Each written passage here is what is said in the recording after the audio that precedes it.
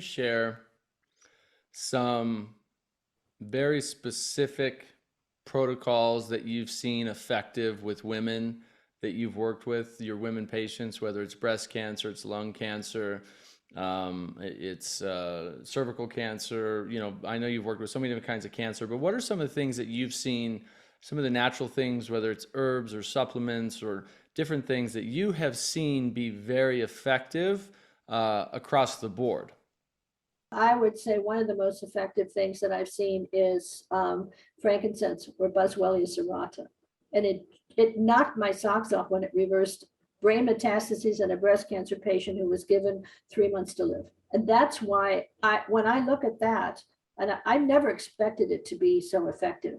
But when I looked at the mechanism and found out it inhibited two major inflammatory enzymes, blood, it's also anti-parasitic, which really surprised me. So I was like, wow, this is great. I'm now using it in topical oils and a mixture of topical oils.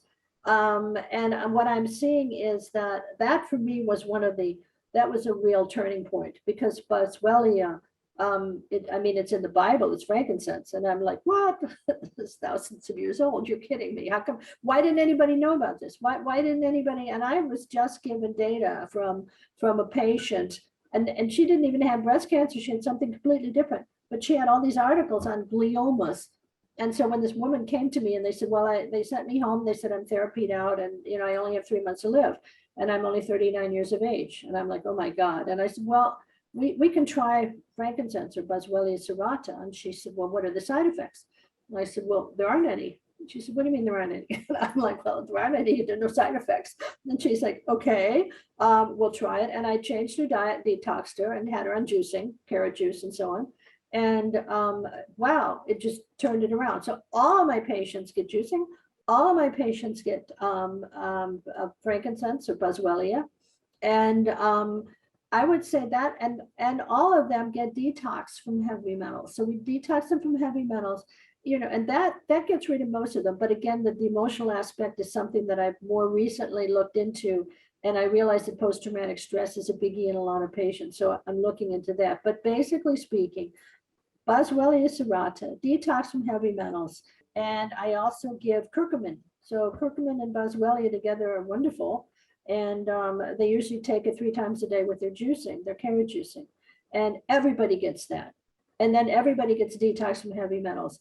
And then fungal infections, because most people with cancer have high acidity. And if they take oregano oil or oregano oil, as some call it, capsules once a day, it kills off fungal infections. Even in the toenail, I've seen toenails growing out healthy because the person took 1 capsule a day of wild oregano oil. I couldn't believe it. And this stuff is, and I'm thinking to myself, wow, this has been in nature around us for millions of years. How did we miss this? Why did we just go over to all drugs and chemicals and things? Why didn't we see the natural stuff that was able to help us? And the more I learn about nature, the more I'm in awe of it. I can honestly say, because we have everything around us. It's Paracelsus and Hippocrates knew this. So where have we been sleeping? What did we miss here? Go back to the future. Love that. Go back to the future. Exactly. I mean, traditional Chinese medicine, TCM, I mean, they've known about a lot of this for 5,000 plus years, right?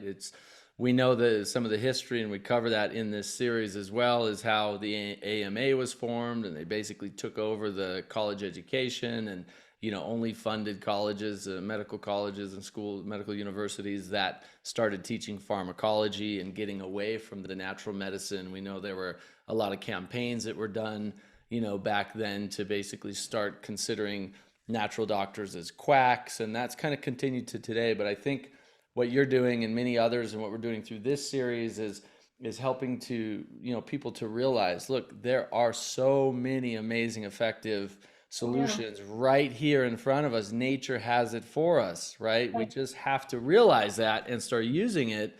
I'm glad you mentioned oregano for fungal infections. Candida is a big one, right? You get the candida into balance, you reduce inflammation in your body, which is huge for cancer. You know, I'm glad you mentioned frankincense, as well as together with turmeric or curcumin. I know there's a three when you mix. There's some interesting studies that when you mix curcumin with boswellia or frankincense and black pepper, you get a tremendous anti-inflammatory synergistic effect with those three as well. And I know some integrative doctors that use that for cancer. When you're with your patients that are using frankincense, you said 3 times a day. Like, how much are they using? What and how are they taking it? Is it capsules? Is it, you know, Yeah, powder? well, actually, it's usually capsules. I mean, it's kind of bitter to take it anyway, any other way. So they take it as capsules. And it depends on how advanced their cancer is. If they have brain metastases, for example, I put them on what they were using years ago for glioma, which was almost a gram 3 times a day. And it's not toxic or dangerous, so there's no problem with that. And this is where, but I also make sure that they take some oil with it. Remember, these are fat soluble substances.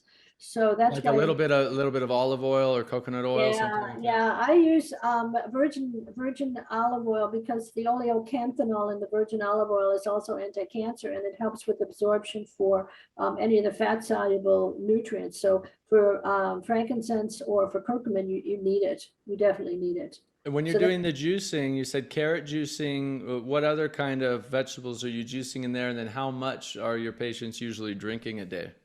well, the recipe that I have comes from Dr. Virginia Livingston in California from years ago. She was amazing.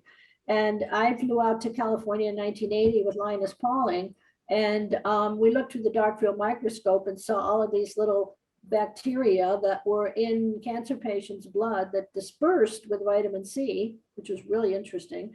And she was using 8 carrots, a quarter or half a red beet, and 1 celery stalk. And then she was using some ginger, and I add some parsley to this because parsley has apigenin in it, which is a flavonoid that's also anti-cancer. It also And detoxes heavy metals too. yes, yes. And then we add a little bit of olive oil.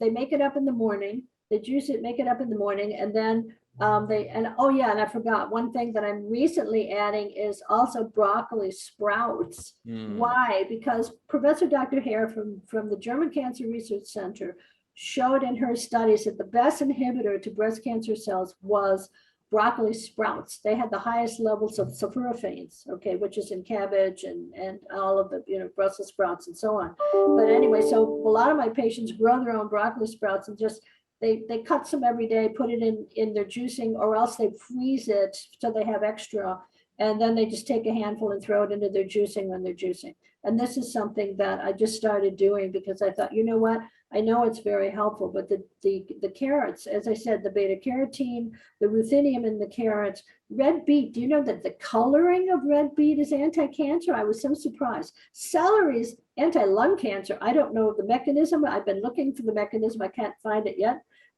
Ginger we know is anti-cancer, and it also helps to warm the body. So that's kind of nice.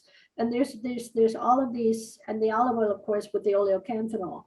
And so basically, and then I sometimes throw some black pepper in there. Yes, to help with absorption. And so when they take this, they take 1 glass 3 times a day. They mix it up in the morning and they keep it in the refrigerator, and then they'll stir it, pour a glass, put some olive oil in it, and then take their boswellia and their curcumin at the same time, 3 times a Mm. day. And it works beautifully. And as I said, 500 milligrams is usually enough unless it's brain metastases or brain tumors. And there I use a higher dosage because you need to get more into the brain to downregulate those inflammatory parameters. And that works pretty well. We hope you enjoyed this short excerpt from the Health and Healing Club. This entire video, including an in-depth discussion and thoughtful and inspiring questions and answers, is available inside the Health and Healing Club, along with hundreds of hours of premium and exclusive life-changing content, practices, and holistic, natural, and integrative solutions for health and healing. You can start your free trial today at healthandhealingclub.com.